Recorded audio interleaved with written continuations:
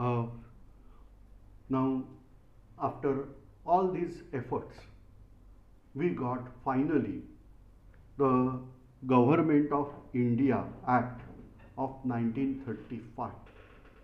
So, we are aware, I am revising again, that particularly in 20th century, we got 1909, that is called as Morley-Minto reforms, 1919, that is called as Montagu-Chelmsford reform, and then we were awaiting for next reform. Actually, as we discussed in earlier lecture, that next reform should be there in 1929, according to Montagu-Chelmsford reform, because 10 years they were decided that we have to keep it, and we have to check the impact of that whatever reforms are there. So in 1919 they given us reforms. After that, supposed to be in 29, but the Labour Party that was there in England, they were intended that we should give that reforms earlier way, and in 1927 only they sent a commission that is called as Simon Commission to get overview of the impact of the reforms given in 1919. But as we shown black flag to them, then Lord Birkenhead said something, and we presented Nehru report. Then it was roundtable conference and roundtable conferences, total 3 roundtable conferences. And after all these result, when Hitler got power in Germany, that is in 1933, then only Britishers given us reforms, that is 1935. Now these reforms were a fantastic piece of diplomacy. Say, they had given us variety of things as per our demand, but at the same time, the first partition of India during British rule was carried out in this reform. Okay, please keep in mind, I am telling first partition of India during British rule that was carried out in this reform. Myanmar, that was actually called as Brahmadesh, Sanskrit name is Brahmadesh. Britishers were not able to pronounce this high class language, and so corrupted word as Burma. So during British rule this nation was called as Burma, and in latter phase now it is renamed as Myanmar by their own people. So we have to respect obviously Myanmar, but during British rule what they were calling this as Burma. So Burma was separated from India. Say earlier days, 1905, try to recollect in history part, we discussed Lord Curzon carried out partition of Bengal province. But keep in mind that partition was inside India. Bengal was not given as separate status, or East Bengal is separate nation, West Bengal as separate nation, like that. No, they were provinces under control of India only, and so we should not consider that as partition of India, intended for that only, but not now. Whereas here Myanmar was separated from India according to 1935's Act. And the most important thing, what our Lord Ram, Prabhu Ramachandra, not able to do that because of his greatness, that after defeating Ravan, Bibhishan was appointed on the throne of Lanka. It was not that Lord Ram conquered Lanka and annexed out to his own empire. No. So this was greatness of Indian people at that time. But in modern world, Britishers conquered Lanka also. They were calling that nation as Ceylon, maybe possible corrupted word of Sri Lanka. So they were calling that as Ceylon. Ceylon was part of India, but according to 1935's Act, Ceylon was separated from India. So this is partition. Apart from that, one more point is there. Now I can say Brahmadesh, yes, Indian culture is there. Name indicate Brahmadesh. Religion, most of the people followed Buddhism. Connectivity, yes, with India. But one other part that is called as Eden. Now if you want to see this, you have to see world map. In world map you have to focus on Arabian Peninsula. There is conjunction of Red Sea and Gulf of Aden. At that point, there is a point that is called as Aden, that city, port. Now, Aden was strategically important, and therefore Britishers kept control over Aden. But for administrative purpose, Aden was connected to India, that is connected to Bombay province. At that time Bombay, now we are calling as Mumbai. So it was connected with Bombay province at that time. That's why, if you are aware, that the first armed revolutionist after 1857 revolt, his name is Vasudev Balwant Phadke. When he was arrested, he was deported from India and kept in the jail at Aden, because Aden was part under control of Bombay presidency at that time, but not in India directly, it is in Arabian Peninsula. But according to 1935's Act, Aden was also separated from Bombay presidency, Bombay province. So like that, the partition of India was carried out. I should not consider Aden as part of India at that time also, but Sri Lanka and Myanmar, they were parts of, Myanmar means Brahmadesh, they were parts of India during British rule, and this is the most important thing carried out by India Act, Government of India Act of 1935. Now internal partitions also carried out. This is external partition, means what? Nation is separated. Now internal partition, Bombay province was fragmented, and Sindh territory, which was part of Bombay province, that was separated from Bombay province, and new province was created, that is Sindh. Same way northwest frontier region, today it is in Pakistan. If you observe map of Pakistan, then Peshawar, Swat Valley, all this part, that is called as Waziristan also. So that Waziristan or Pakhturistan, Khyber Pakhtunwala, like that names are there. That was called as northwest frontier region at that time. So northwest frontier region was separated from Punjab territory. So like that, instead of 8, 11 provinces were created in India. This is the vast, we can say, making of provinces. Britishers were what we can say, having a foresight. If at all World War is having failure from British side, then what we can do? Say they were aware that Japan is going to attack over British Empire, because Japanese people were having very good ideology at that time. They were intending that Asia for Asian people. These Europeans should not influence or interfere in Asian matter. Fantastic idea. Today also actually we have to follow that. That the dispute between China and India should be solved by India and China only. No outsider should allow to interfere there. So like that things are there. Anyway, but Japanese tendency was there at that time. They were saying that Asia for Asian people.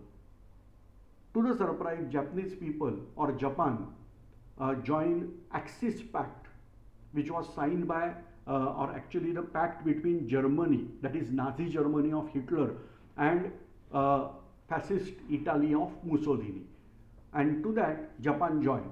So it was very clear that from Japan's side, that means towards eastern side of India, Japan is going to make attack, and how far Japanese army can infiltrate. So idea was that may be possible they can reach till Myanmar also. That was already known to Britishers, and therefore they separated Myanmar as a separate nation. And so it should not consider that Japanese attacked over India and part of India is under control of Japan. So for that purpose they separated Myanmar from India. I don't know what about Sri Lanka exactly, but these partitions created lot of problem. You are aware that Tamilians, those who are staying in Sri Lanka at that time, because it was part of India only, so they were not crossing out nation, they were there in the Sri Lanka. The issues created because of this type of partition. Anyway, we are not going to discuss that right now, but these things were there. Britishers, if at all wanted to leave India, then they wanted to make as many as pieces of India possible, and for that purpose they made fragment.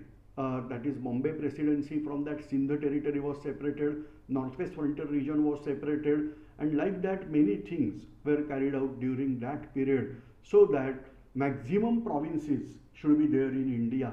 Now India was divided, as we discussed in earlier lecture. India was divided into two parts: province, that is direct under British control, and princely states, that is indirect under British control.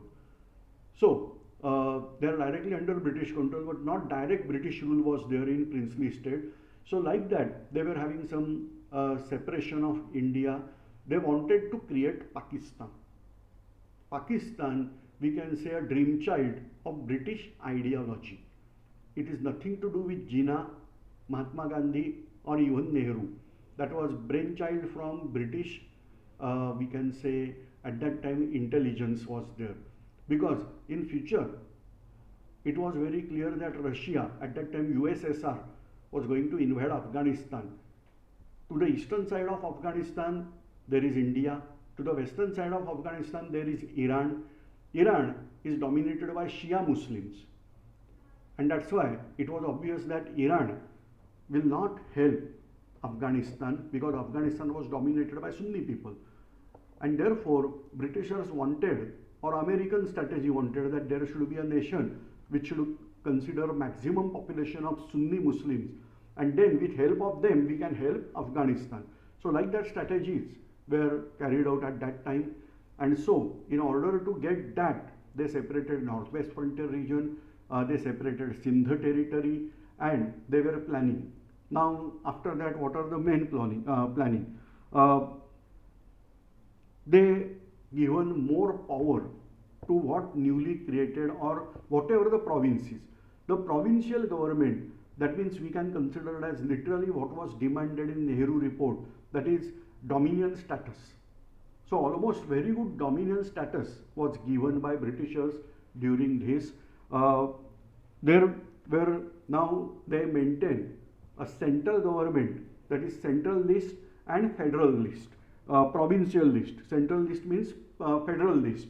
They consider India as a federation. Federation means what? Smaller states are going to unite, forming single nation. So like that, federation. So they created a federal list for center, which 59 items were there in federal list, whereas provincial list with 54 items, whereas the concurrent list, that was consisting of powers of both, of 36 items.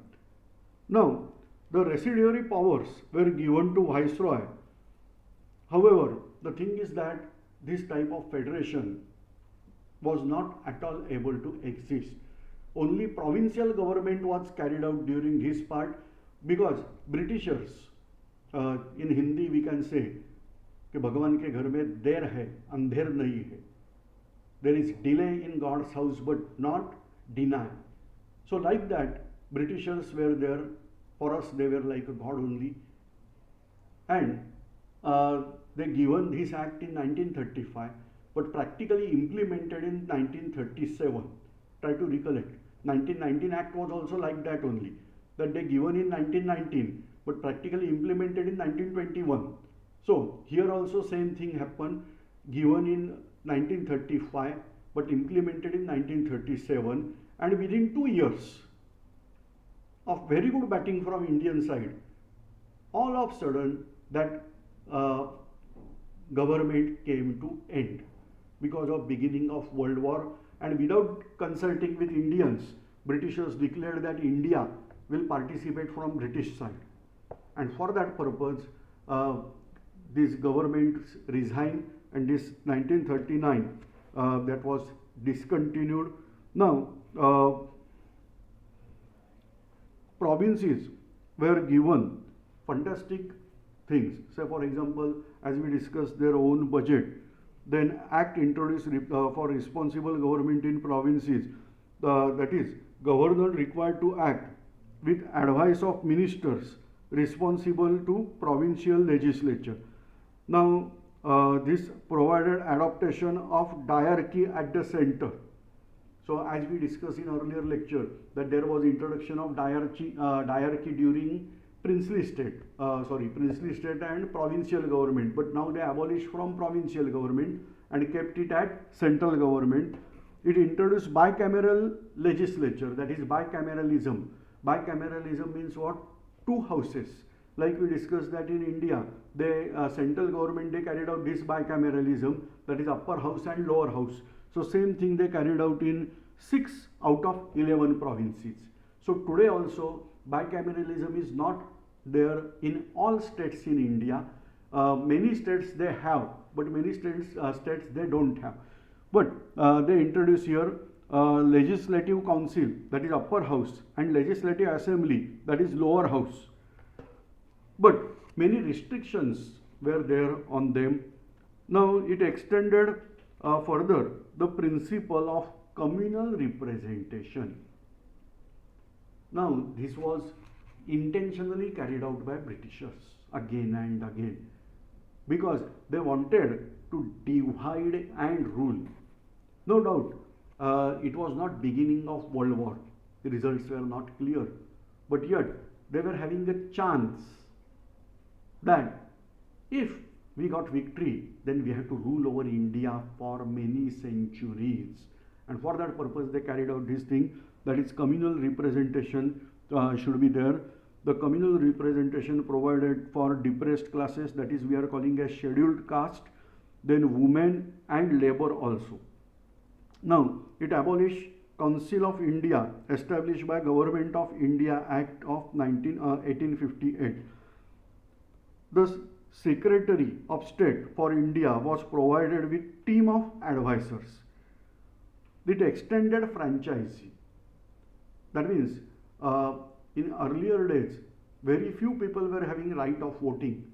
Now, the right of voting was increased and nearly 10% of total population got voting right.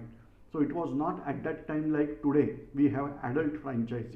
That means if your 21 years are completed, then you are eligible for voting. Initially, this was the thing.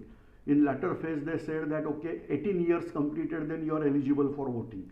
So like that, things were not there at that time. Now, it provided establishment of Reserve Bank of India to control currency and credit of the country. So this is something, again we can say this is new planning. We are saying this is decentralization of power, and a little bit they are giving us relaxation, or they were sending us towards dominion status. Now it provided for establishment of Federal Public Service Commission. Try to recollect that initially this Public Service Commission, whatsoever that they were conducting exam, that is ICS exam, they were conducted in England. Then we demanded that these exams should be there in India, and ultimately in 1922 these exams were conducted in India first time, that is at Prayagraj or Allahabad in those days. At that time, today we are calling as Prayagraj, but later on they say that this type of public service commission should be set up. So they were having two public service commission, that is federal as well as provincial public service commission, and sometime joint public service commission also for 2 or more provinces at a time. Then it was provided for establishment of federal court, which was set up in 1937. So in short, this is what we are discussing about Government of India Act, that is of 1935. Now, what is the outcome of this act? Out of 11 provinces, 8 provinces were having absolute majority towards Congress party, whereas in 3 provinces, no party was able to gain majority, and then with help of Congress or some other party, government was set up. This way, in these elections, it was clear swipe off for other parties. In fact, to the surprise, but Muslim League secured only 1 seat in Punjab territory. This is the most amazing thing, that Muslim League later on demanded for Pakistan, but at that time, what is today's major Pakistan? Today's major Pakistan is obviously dominated by Punjabi people, but at that time, Punjab was giving only one seat to Barrister Jinnah, that is to Muslim League. So this clearly indicates that whatever the Barrister Jinnah is going to say, but in the provincial government, the local people were not at all in favor of Muslim League in Punjab territory. Instead of that, there was a party named as Unionist Party, and they got clear-cut majority, and they were having government over there. So this way, some strange things are there, but you can study out exactly election details of that 1937, and you will get strange data. But you have to check yourself. So this is the outcome. Then we run this government for 2 years. We means Indians. The government was in hands of Indians, and initially we were having fear that governors, those who are there, they will try to create some obstacles in our work.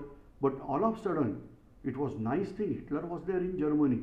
Impact was so high that the governors were having in parental mode. They started guiding us that you have to use this type of language, you have to put forward this way. They were helping us. Literally, they were training us to rule over India. Fantastic thing was there that achieved by 1935 Act. But again, keep in mind, everything was going for only and only one reason, that Hitler was there in Germany.